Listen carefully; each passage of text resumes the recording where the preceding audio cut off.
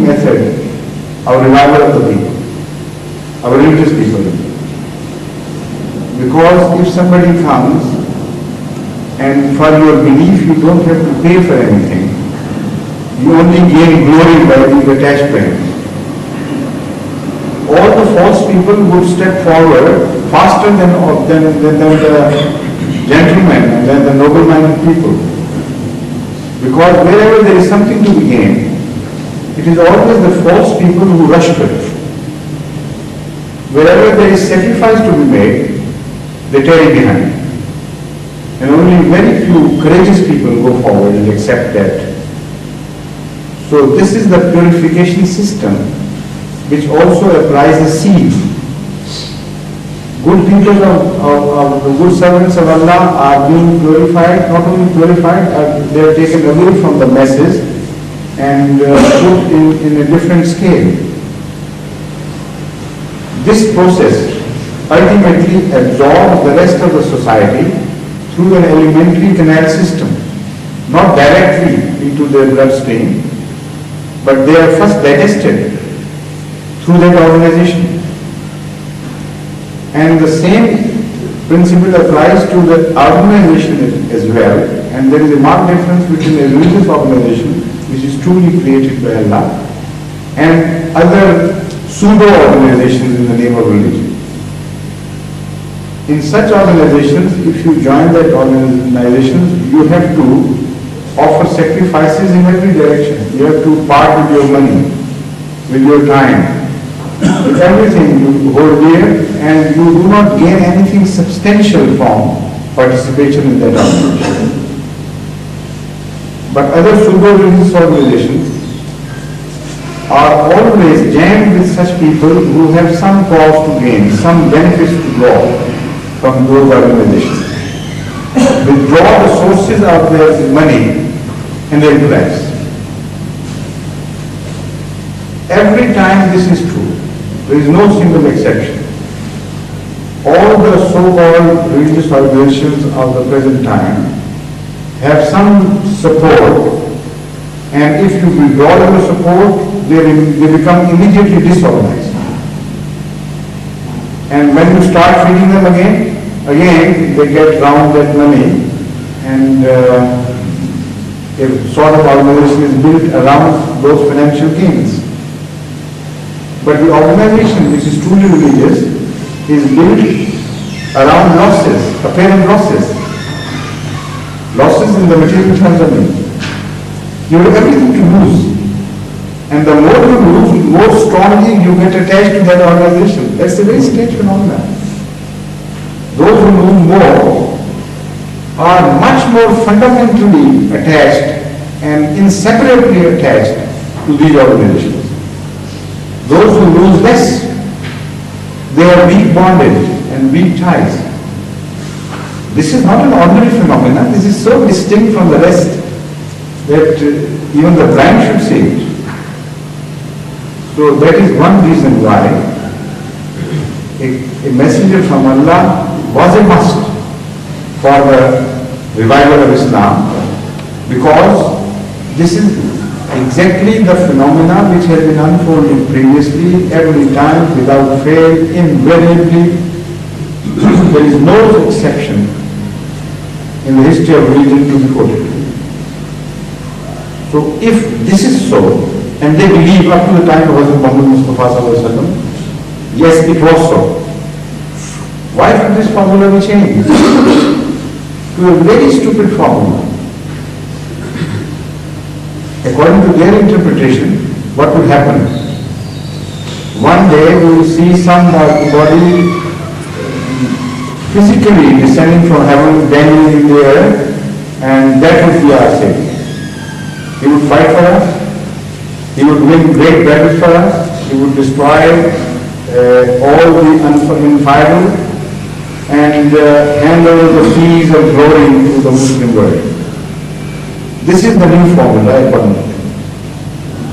Has this formula ever worked? Any time in history of religion. Was it known to Hazrat Muhammad Mustafa Sallallahu Alaihi Wasallam? Why didn't Allah reveal the same easy formula for his sake? But the rescue to Allah, those people who suffered in the streets of Mecca and then in Medina and then at Uhud and everywhere else. Because this is reasonably, logically, honestly, this is the only way to revive people and raise their moral standards. So unless he claims that the people of today, the Muslims of today, belong to exactly the same status in morality, in religious values, as Hazrat Muhammad Mustafa Sallallahu Alaihi Wasallam brought them to. He raised them from a very lowly position to a very lofty position. So if they believe that they will still hold that lofty station,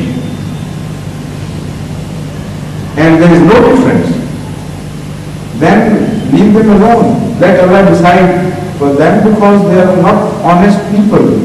They know the truth and they don't want to accept it. But I think there will be hardly a single Muslim who will take this position. You will say, no, there is a lot of Muslims, absolutely two different worlds. And when they say that, then you can move in and tell them that to change this situation to the same or similar situation as we noticed at the time of Hazrat Muhammad Mustafa Sallallahu Alaihi Wasallam. What is your formula? What is your remedy? Not individual piety.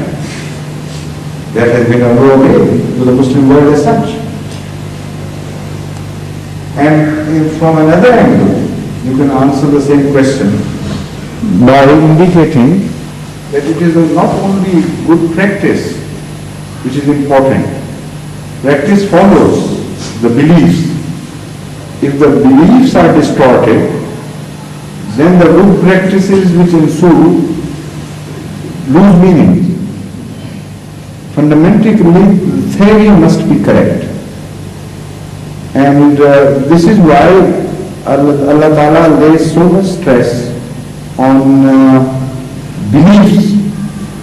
They are fundamental, and from them spring all the good deeds. So if your good deeds, so-called good deeds, are rooted into false beliefs, they lose the meaning. Why should the Holy Quran take up the cudgel to defend the unity of God, so much so as to defy all the false prophets, false claimers to Godhood, to take a head-on battle with Christianity and everything?